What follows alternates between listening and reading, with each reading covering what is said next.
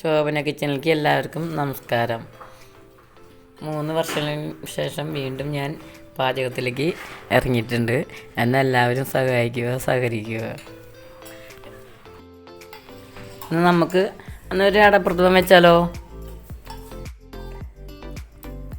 ആദ്യം 3-ാം പാലിൽ അടപ്പത്ത് വെച്ചു അട വേവിച്ചെടുക്കാം. മുമ്പ് വേവിച്ച് വെച്ച അട ഞാൻ തിളപ്പിച്ച് വെള്ളത്തിൽ കോരിയിട്ടുണ്ടായി തണുത്തളത്തിൽ അത് 3-ാം പാലിലേക്ക് ഇട്ട് കൊടുക്കാം.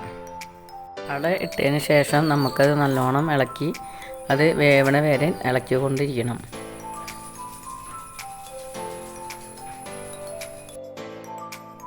നെയ്യിൽ കശുവണ്ടിയും മുന്തിരിയും വറുത്ത് മാറ്റി വയ്ക്കാം.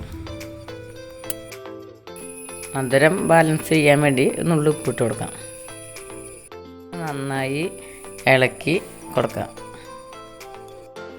ശർക്കര ഒഴിച്ച് കൊടുത്തിട്ടുണ്ട്.